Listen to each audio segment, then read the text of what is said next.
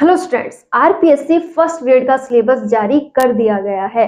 कौन से टॉपिक हटे हैं और कौन से टॉपिक जोड़े गए हैं, आज हम इसी को विस्तृत रूप से समझेंगे। हम ये जानेंगे कि कौन से टॉपिक के कितने क्वेश्चंस आने की संभावना है, साथ ही हम कौन से टॉपिक्स को पढ़कर एक इफेक्टिव तैयारी कर सकते हैं, हम पेपर को क्लियर कर सकते हैं। एग्जाम डेट कब तक रहने वाली है, कितना टाइम है हमारे पास तैयारी करने का, और क्या पद वृद्धि होगी या फिर कोई नई वैकेंसी फर्स्ट ग्रेड की आएगी तभी हमें पदों की संख्या बढ़ी हुई देखने को मिलेगी। हर एक बात को आज हम यहाँ समझेंगे। तो स्टार्ट करते हैं आज की क्लास और जानते हैं हर एक बिंदु को बारीकी से।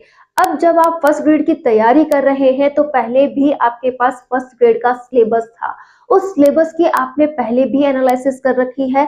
आपने देखा होगा कि जो फर्स्ट ग्रेड का फर्स्ट पेपर है उसमें बहुत से सब्जेक्ट्स ऐड हैं।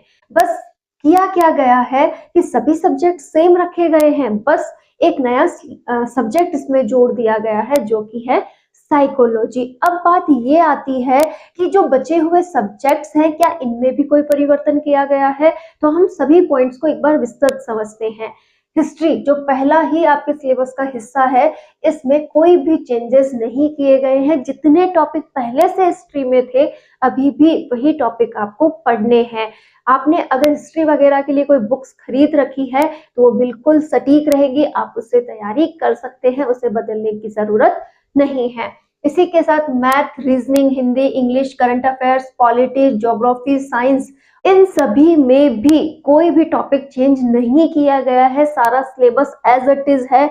आप जो भी तैयारी अब तक कर रहे हैं वो आपके लिए बेनिफिट साबित होने वाली है, उसमें कोई भी परिवर्तन नहीं हुआ।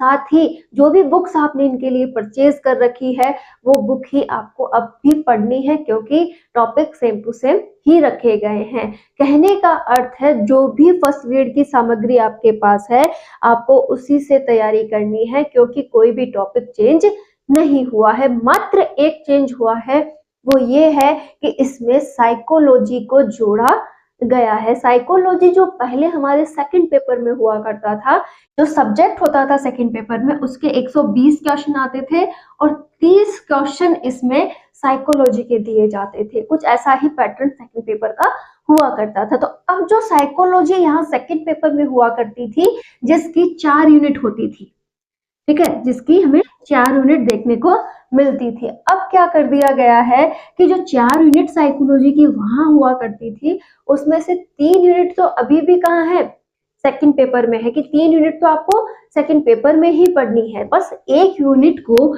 यहाँ से निकालकर फर्स्ट पेपर में ऐड कर दिया गया है कि साइकोलॉजी चेंज नहीं हुई है, बस उसकी जगह बदल दी गई है कि अब आपको उसे सेकंड पेपर के साथ नहीं पढ़ना, उसका एक हिस्सा आपको कहाँ पढ़ना है, फर्स्ट पेपर के साथ पढ़ना है। ये एक तरीके से आप कहें तो फर्स्ट पेपर को थोड़ा सा टफ बनाने की कोशिश की गई है कि और आगे चलकर यहाँ पर बच्चों को अधिक काम करना पड़ेगा। क्लियर हो गया? तो जो साइकोलॉजी है वो मात्र ऐड हुई है, वो भी आपके पास पहले से जो भी उसकी बुक है आप उसी में से पढ़ सकते हैं, नई बुक लाने की जरूरत नहीं है। कि जो फर्स्ट पेपर है वो एज इट इज है, उसके सिलेबस में बिल्कुल भी चेंज नहीं हुआ है। मात्र एक चेंज हुआ है कि जो फर्स्ट पेपर है उसमें साइकोलॉजी को जोड़ा गया है, जो कि पहले से ही किसमें थी, सेकंड पेपर में हुआ करती थी। अब 3 यूनिट हमें कहाँ पढ़नी है इसकी, सेकंड पेपर में, और 1 यूनिट हम कहाँ पढ़ेंगे, फर्स्ट पेपर में। क्लियर?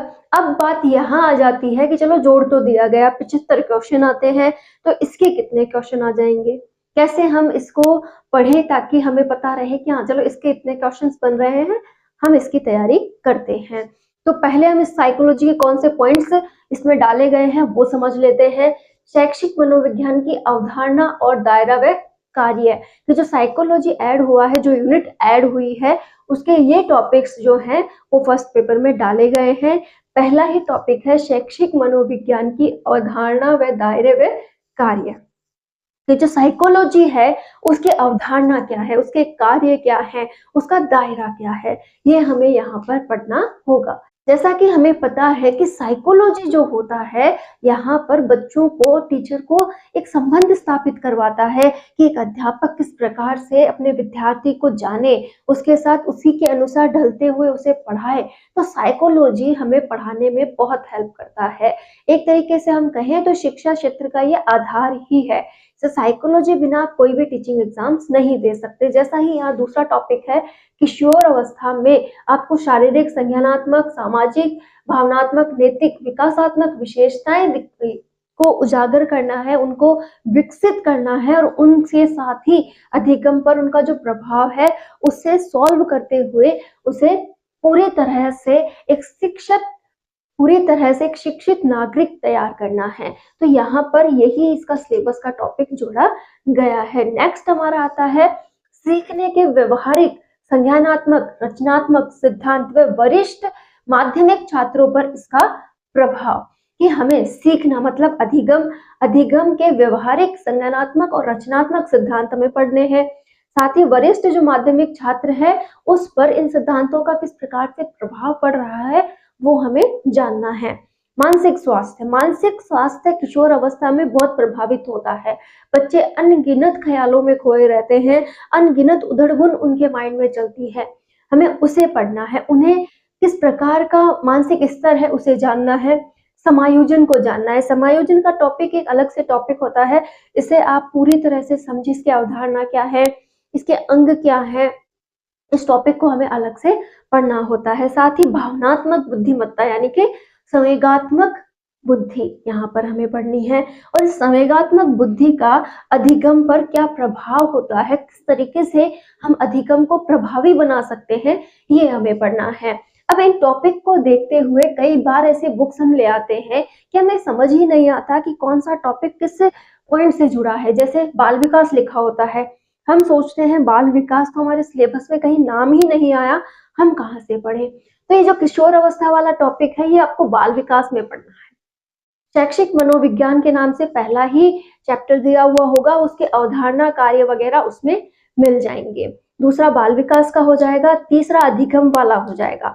अधिगम के जो सिद्धांत वगैरह हैं वो आपको इसमें पढ़ने हैं। यहाँ पर समायोजन का टॉपिक पढ़ना है, ठीक है। यहाँ पर हमें बुद्धि का टॉपिक पढ़ना है, बुद्धि, संवेगात्मक बुद्धि वगैरह वो टॉपिक हमें पढ़ना है। बस आपको टॉपिक को समझना है और उसे क्लियर करना है।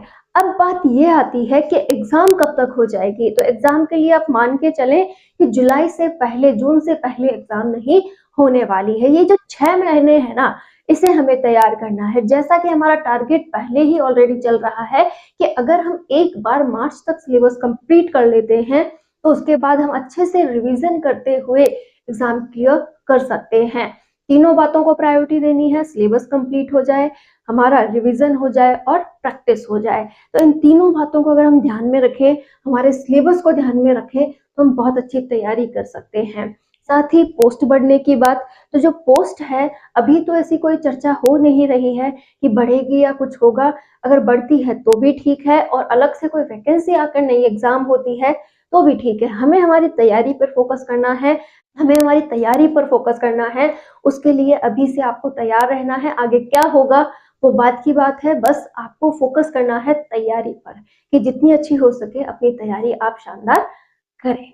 आई थिंक आपको ये सारी बातें समझ आ गई होंगी। आप अपने नए सिलेबस का प्रिंट आउट निकलवाइए और उसके अकॉर्डिंग तैयारी करना स्टार्ट कीजिए। तो बिना डरे, बिना सोचे कि मुझे नई बुक्स लानी है या फिर अलग से पढ़ूंगा, ऐसा कुछ नहीं है। सब कुछ पुराना है, बस जगह का परिवर्तन है। आप तैयारी कर सकते हैं। All the best.